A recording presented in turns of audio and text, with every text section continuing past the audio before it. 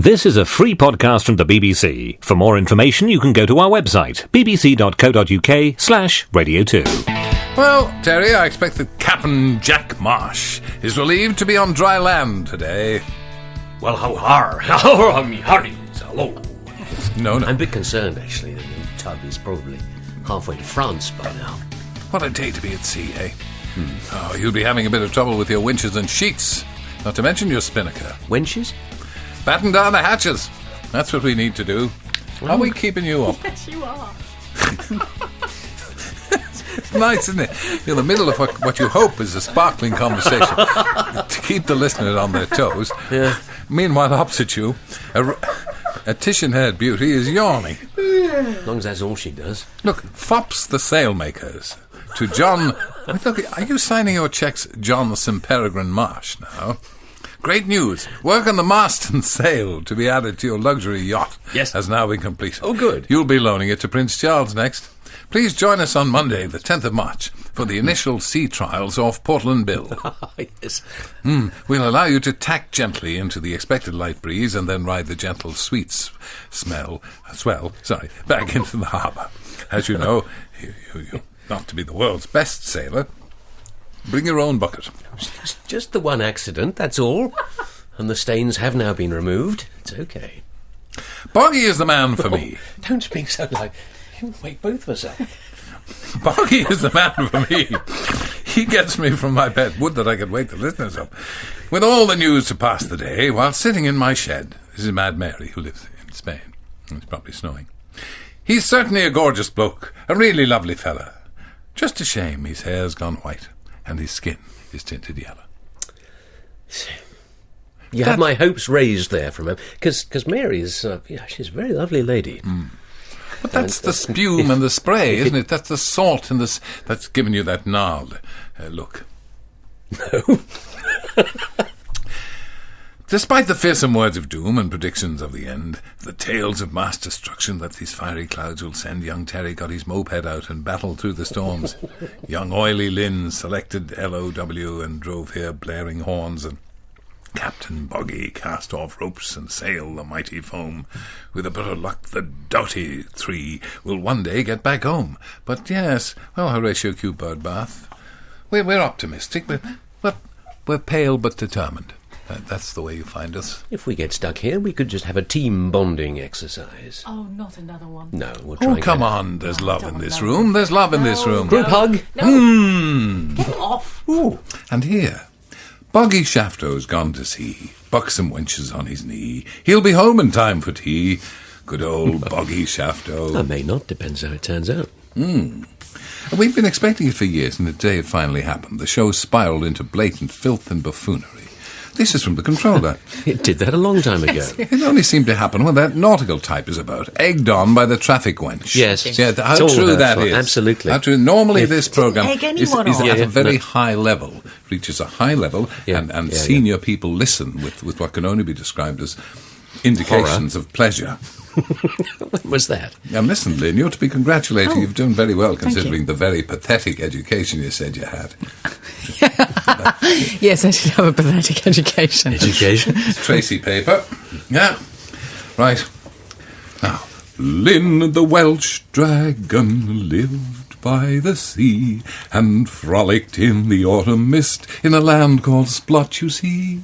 Little Johnny Marsh loved that rascal Lynn and brought her Clark's pies, brains dark, and other fancy stuff. It's gone. I know it's gone. I can't right. sustain it. I can't sustain it. You have a look at it, and perhaps you might trouble us with it a little bit later on if you can hold the tune. Work on it. Janet and John. Ah, yes. John goes to the bookshop. Today, Janet and John are going to town. John likes going to town. Janet says, "Hurry up, John, otherwise we'll miss the bus." See John quickly put on a lilac silk frock coat, black velvet leggings, and a gold waistcoat. See John looking at himself in the hall mirror. John is a fop and a dandy. As soon as John has finished putting on his rouge and eyeliner, Janet and John walk to the bus stop. John's friend Alan has a bus. See Reg Varney. When they arrive in town, Janet says, "I'm going to the butcher's. They have some fresh oxtail in today, and I don't want to miss it. Have a look around the shops, don't get into mischief, I'll see you back here in an hour." She's a bit of a go-lighter. Sounds just like her. See John walk down the high street looking at all of the shops. John stops outside the bookshop. John likes books. See the secret compartment in John's shed. Do you know what spick and span is? Mrs. Boone sees John through the bookshop window and waves at him. See John go into the shop. Ding-a-ling goes the shop bell. I'll do that again. Ding-a-ling. "Hello, Mrs. Boone," says John. "You look very busy." "Yes," says Mrs. Boone. "I'm doing some bookbinding. Would you like to help?" "Yes, please," said John. Mrs. Boone says, "I'm putting a new cover in our first edition by Honoré de Balzac. It's quite valuable. Perhaps you could help me stitch in the appendix at the back of the book." Mrs. Boone says, "You have very neat stitching, John." "Yes," said John. "I make a lot of my own clothes." See John do a twirl. Mrs. Boone says, "Now that we've finished that, I can let you have a go at a volume of poems by H.P. Lovecraft. And if you'd like to come back again, there's a copy of The Old Curiosity Shop that needs a tidy-up." I'm not sure where this is going. And soon it's time for John to go and meet Janet. John thanks Mrs. Boone and waves goodbye. See John hop and skip along the road to meet Janet. I thought we got away with it. No, come on. Here he comes. Okay. Soon John sees Janet. "Hello, Janet," says John. He's getting worse. And Janet says, "Have you been a good boy, John?" "Yes," says John. "I was just looking in the shop window, and I saw Mrs. Boone. I went in to see what she was doing. She said she was rather busy with Mr. Hughes' Balzac. But she did say that if I fancied it, I could just put the end in. Afterwards, she said I might like to work on Lovecraft. And if I got it all right with that, we could move on to Larkin and eventually Dickens." Can you give someone concussion with a whole oxtail? Janet can. Poor John. I didn't see a lot of that coming, I'm bound to say. Thank goodness the appendix didn't make it. Now look, the Tog sweatshirt. I am reminded forcefully by Big Norm that the sweatshirt makes a welcome return. Updated with the latest Radio 2 logo, emblazoned across the front the well-worn Tog phrase, "Do you all come here often?" and an updated version of the Tog's polo shirt, again with the new Radio 2 logo. I had before me pictures of our very own Edna Cloud and Kelly Sy. Moggling. They were moggling them. Not only that, but the first of the new Radio 2 Children in Need T-shirts is up for sale. So there's plenty of things you can do. It's all for children in need. It's all been done by the Togs. And they do it free, gratis and for nothing, just for the glory of helping the charity. And it's a very important charity week, I know, it's Sports Relief, but if I can mention Children in Need. And the goods could be sent by post if you fancied the Togs polo shirt or the sweatshirt. Oh, and do I come here often? I have an example being held up in front of me even now. It's white on black. Damn sexy. Ordered by post. Togs calendar, P.O. Box 695, Newport, South Wales, NP24ZU. You'll never remember all that, but I'll give it to you again during the week. You could also try www.togscalendar.org, and that's where you'll find. And I have before me pictures of Edna Cloud and Kelly Sy. I'm going to be all right. Now, I promise I won't talk about the weather anymore because, well, I know there's nothing you like better, but I have here from Neil the Geordie thermometer. 50 degrees, southerners turn on the heating. Geordies plant their gardens. 40 degrees, southerners shiver uncontrollably. Geordies sunbathe. 30 degrees, southern cars won't start. Geordies drive with their windows down. 20 degrees, southerners wear coats, gloves and wool hats, and Geordies throw a T-shirt on. The girls are still wearing, of course, the old miniskirts. 10 degrees, southerners begin to evacuate. Geordies go swimming in the North Sea. 0, southern landlords turn up the heat. Geordies have the last barbecue before it gets cold. -10, southerners cease to exist. Geordies throw on a lightweight jacket. Minus 80, polar bears wonder if it's worth it. Geordie Boy Scouts start wearing long trousers. Minus 100 degrees, Santa Claus abandons the North Pole. Geordies put on their long johns. Minus 173, alcohol freezes. Geordies become frustrated because the pubs are shut. Minus 297, microbiological life starts to disappear. The cows on Newcastle Town Moor complain of vets with cold hands. Minus 460 degrees, all atomic motion stops. Geordies start to stamp their feet and blow on their hands. Minus 500 degrees, hell freezes over. Sunderland qualify for Europe.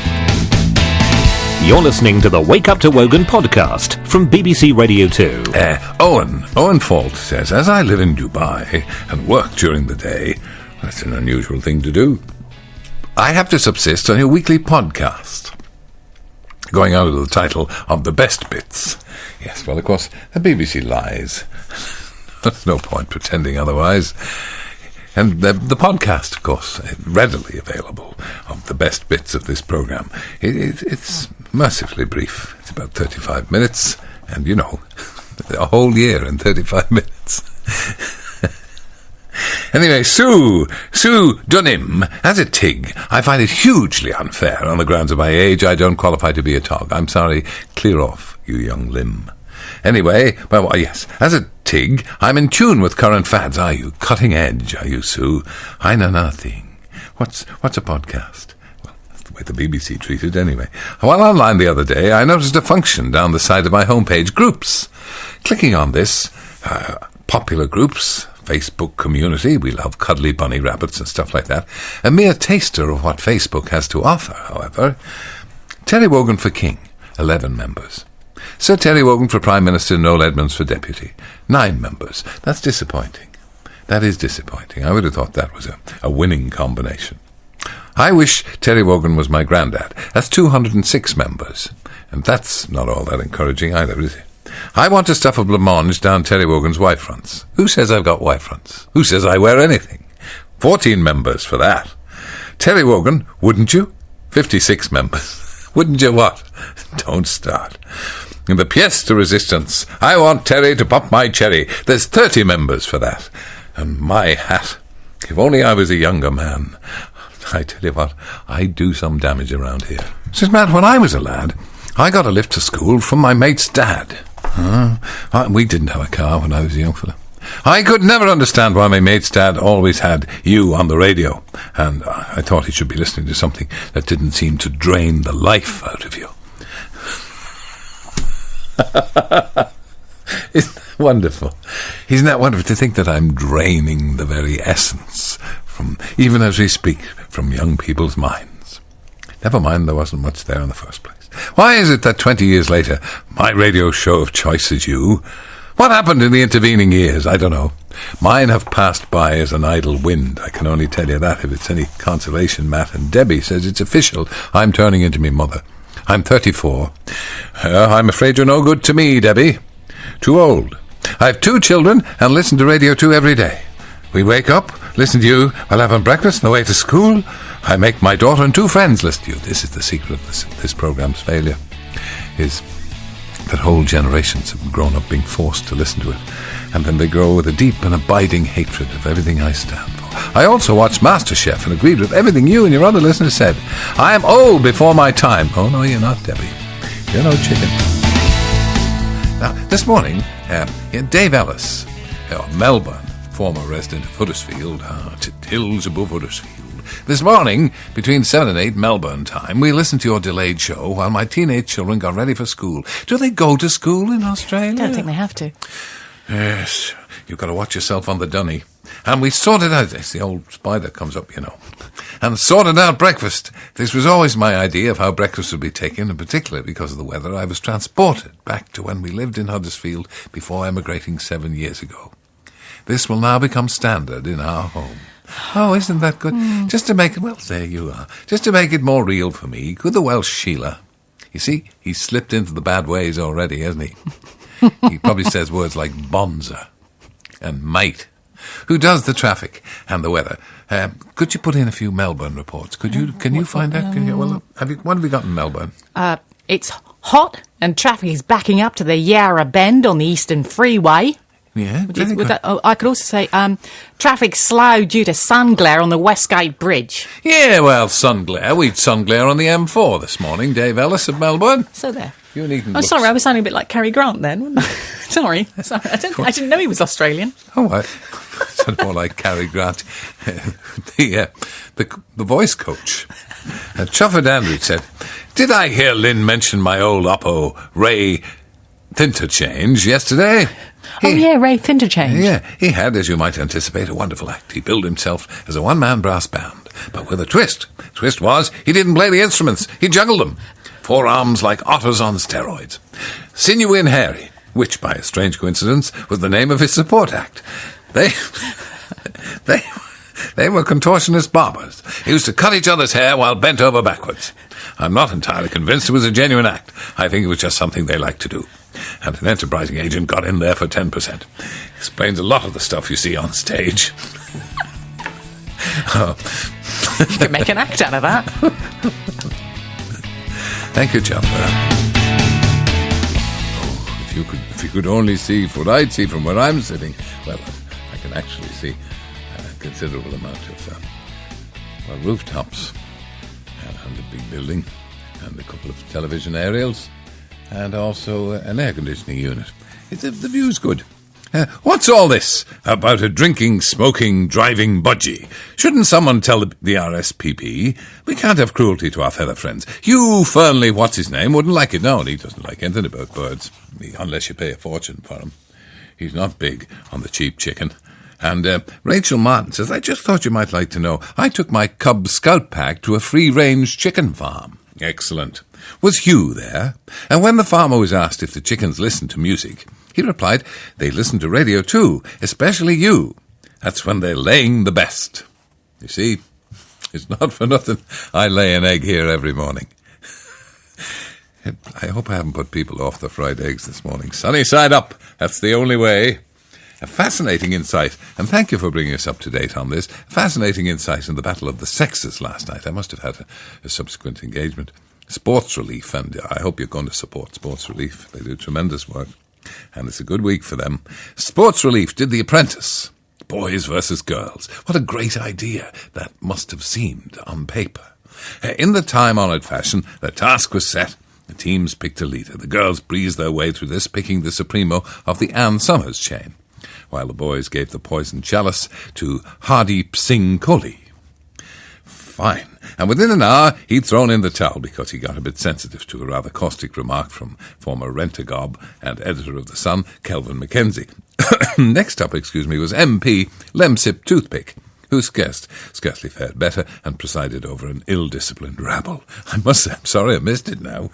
It sounds like fun. And one of the girls, Jacqueline Gould, their leader, assumed power in the style of Baroness Thatcher.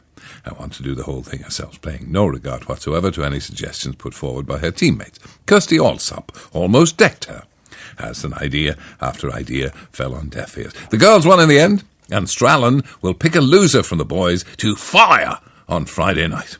I won't be surprised if it's all 5 of them. Well, that came from Donald Trump. I was relaxing last night to my usual mix of game shows on BBC Two. Yes, game for everything apart from a laugh. Well, I was struck by one of the Beebs, for want of a better word, adverts for a programme called The Polls Are Coming. This involved a man standing by a coach asking people where they were going, to which they all replied, Peterborough. Now, says Chubster, forgive me for being stupid. I certainly won't, Chubster. There's no room for anybody stupid around here. I do the stupid.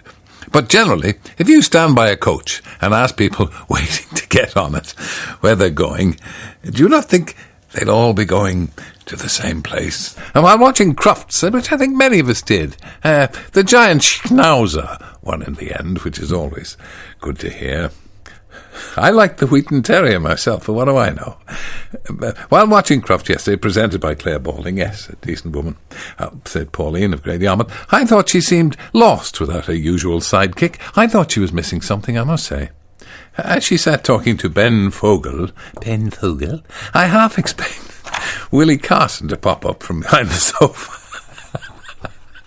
wearing a top hat. There were some dogs in there that were taller than Willie Carson.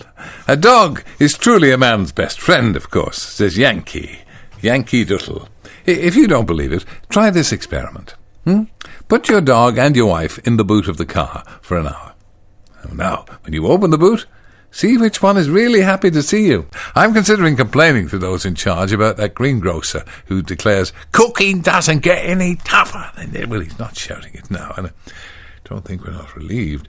He's not been to my house.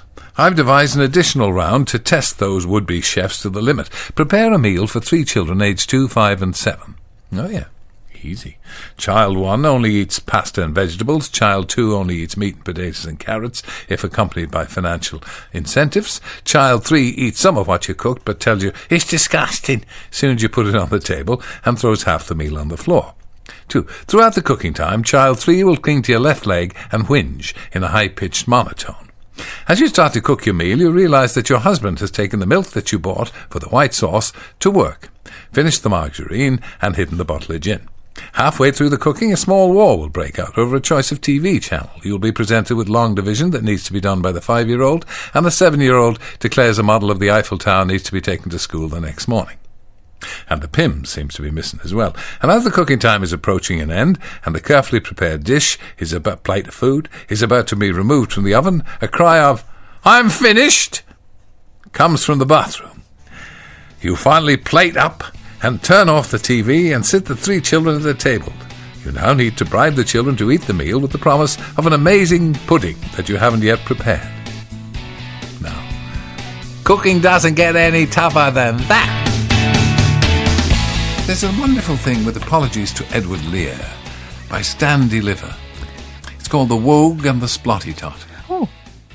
The Wogan and the Splotty Tot went to sea in a beautiful leek green boat. They took some brandy and bottles of shandy, which kept them both afloat. The Wogue looked up to the stars above and sang to a small guitar. "Oh, lovely Splotty, oh, Splotty, my love, what a beautiful Splotty you are, what a beautiful Splotty you are." And Totty said to the Wogie, "You silly old fogey, how devilishly sweet you sing. Oh, let us be hitched, I've yearned and I've itched. But what shall we do for a ring?" They sailed the waves, and with many close shaves, to the land where the daffodil grows. And there in a wood a dedicoat stood, with a ring at the end of his nose. His nose, with a ring at the end of his nose. "Dear Deadly, are you willing to sell for 1 shilling your ring?" said young Deadly. I will. So they hurried away and were married next day by Bunty, who lives on the hill. They dined on a cookie with plenty of served up with a runcible spoon, and hand in hand on the silver sand they danced by the light of the moon. They danced by the light of the moon. Isn't that uncanny? Absolutely brilliant. Stan Deliver. Thank you, Stan. Whaler Bowls, this is called. Yes. From Milford Haven the whaling fleets would fish the Greenland waters, stout vessels built in Welsh coastal inlets, and crewed by its sons and daughters, and strong were the links with the Nantucket shores, where our whalers would tarry in port, and tell of the legends of ancient Welsh kings, of Arthur and Glendower in his court. And one legend they told of a whaler so bold from a village near Cardiff called Splot, who could hurl a harpoon through the eye of the moon. She would rampage and curse quite a lot. This is like the green eye of the yellow god, isn't it? Or a bunch of the boys was whooping it up in a Mameluke saloon. Whaler Bowls her name, and whaling her game, though one whale in particular she sought.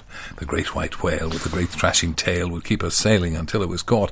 We would call its name to the wild west wind, oh Terry, please listen. But the great white whale was fast in the depths. On his flukes the sunlight would glisten. High word. Good heavens. But one moonlight night Whaler Bowls was on watch when she suddenly spotted her prey. One mighty cast from her tattooed arm whipped the line from the loops where it lay. As the line went taut, she was pulled from her feet, from the forecastle to the watery deeps. Some say Terry and Bowls can still be heard in the morning when the light gently creeps. And after the mishap with Whaler Bowls, the American whalers from Nantucket were offered the choice between Wales and New England, would throw in their oars and say, "We'll give it a miss." That's absolutely brilliant. Due to an upcoming birthday, it's another John, a jolly John. This is more than can be said for you. I'm being taken on a boat around some distant islands, and I wish to do the right things. It's my first time on the briny. Could you ask Mr. Marsh the following questions? Yes, okay. Where do I buy this stripy blue and white jumper and the bell bottoms? I could do you one of those, cheap.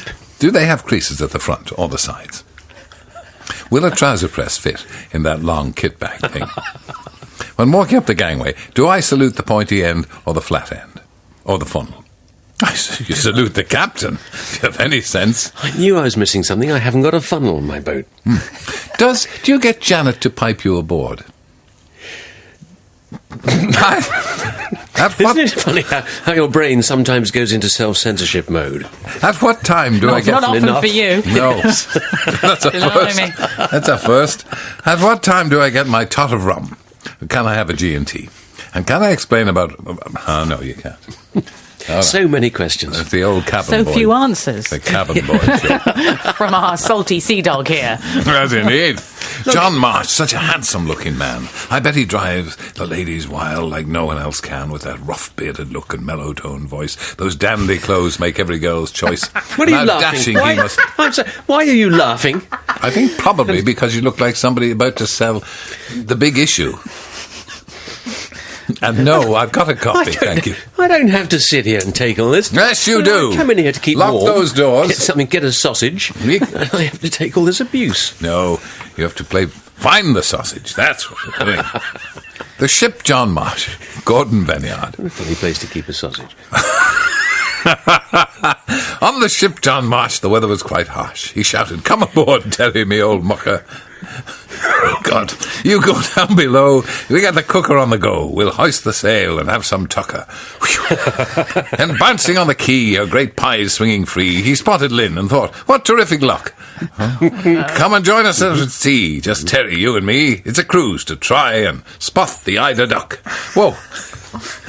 They faced the freezing main, crinkly faces, etched with pain, wishing, apart from tell, they had some extra lagging.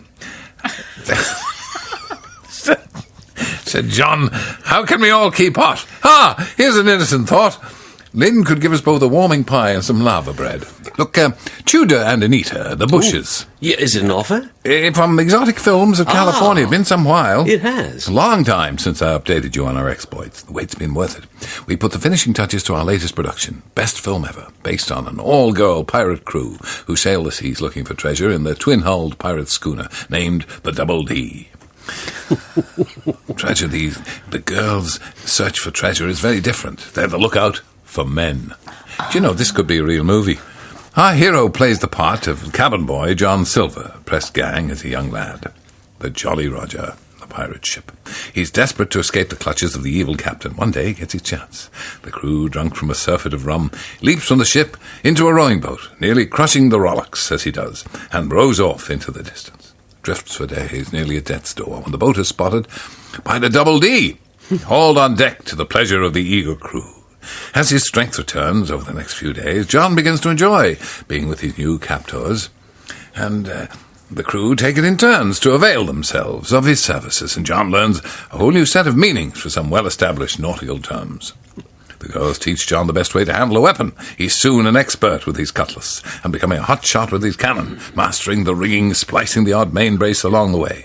The darling of the crew. He satisfies the girls fore and aft until our film ends with everyone on deck in the final scene crossing the equator ceremony. They're all there. Captain Blackbeard, Redbeard, the first mate, Bluebeard, the ship's cook. As the drink flows and the girls disrobe, John finally finds out how much they came by their nicknames and says, well, blow me down, me hearties, which has the girls running to his side. And John finally lives up to the nickname... I did well to get that far. Right, it wasn't easy. Oh, Sarah Kennedy offers pictures of herself for use as wallpaper on computers. Did you know that? No, I didn't know that. Is this before or after she offered her underwear to the soldiers in Iraq? Huh? But can't we have a close-up of Boggy available to download and emblazon on our computer screens? In the Admiral's uniform? That would go nicely. Well, anything to deter the children from my face, do me own work for me, or addicting games websites. A full screenshot of Boggy would send them running. Parental controls. It can work. Would put them right off computers altogether forever, wouldn't it? So, what's our rum-sodden, parrot-carrying, swashbuckling Captain Marsh wearing today, Terry? Has he thrown aside his cutlass and heavy weather gear, gone back into civvies now the storm conditions have abated? Now look, Yes? we have a little Janet and John tale here. Oh, very good. John gets a part-time job. I've got one already. John spends all his money on fine silks, satin and lace. This makes Janet very cross. Can you do a cross face? Janet can. Janet says, if you think the money you earn as a part-time weather boy makes ends meet, you're very mistaken. You better go and get another job, or there'll be no more clothes for you. There are lots of jobs advertised in the London papers. If you don't have one by the end of the week, there'll be trouble. See John's lip tremble. The next day, John has an interview, and John puts on his best interview clothes, a black velvet jacket with a diamante picture of Lord Reith on the back, pink satin trousers, a frilly white shirt, and a pink cowboy hat. See Liberace. John waves goodbye to Janet. He hops and skips gaily down the road, certainly making sure he touches all the lampposts on the way. For good luck. Soon John arrives at the train station, catches the train into London. Do you know where London is? John does. Clever John. The job John has applied for is working for a magazine. John knows all about the news, but John is not a journalist and does not have a big red nose. John rings the bell at the address he's been given. The door is opened. John introduces himself to the lady at the reception desk. "Who are you here to see, please?" says the receptionist. See John empty his pockets and look for the piece of paper with the name on it. See the sweet wrappers, comics, conkers, string, and catapult. That's all. That's all. So frighteningly close to life. John unfolds the piece of paper and says, "I'm here to see Mrs. Henderson." He's getting worse. Soon, Mrs. Henderson comes down to meet John in reception. "Hello, John," says Mrs. Henderson. "Hello, Mrs. Henderson," says John. What fun. Mrs. Henderson says, "We're looking for someone who knows all about what's happening in the news, to work part-time in the breaking news. And I also need someone to stick up for me when the editor comes in," laughs Mrs. Henderson. Already we see where this is going. John says, "I know all about the news. I work part-time in the BBC, you know. I could be a right-hand man and let you have all of the insider stories." Mrs. Henderson says, "It's only for 2 days a week, and I think you might be just the right person. Is £20 an hour all right?" John thinks about all the nice clothes he could buy and says, "Yes, thank you." Soon it's time for John to go home. John catches the train back to Uckfield and buys some chips and a can of fizzy drink to have on the way home. See the sauce stains. When John gets home, Janet is unblocking the sink. It's a personal problem. "How did your interview go, John?" asks Janet. John said, "It was nice and early for the interview, and I got on with Mrs. Henderson very well. She said I might have to stick up for her. I told her I could be your star performer and inside of you on the breaking news desk twice a week." Twice a week. See Janet stick the sink plunger to John's forehead. Can you swing a whole newsreader around your head? Janet can. Poor John. This was a podcast from BBC Radio 2. Don't forget you can also download free podcasts for Steve Wright, Russell Brand and Chris Evans. Get more information now at bbc.co.uk/Radio 2 and wake up to Wogan every weekday morning from 7:30. Online, on digital and on 88 to 91 FM. Wake up to Wogan!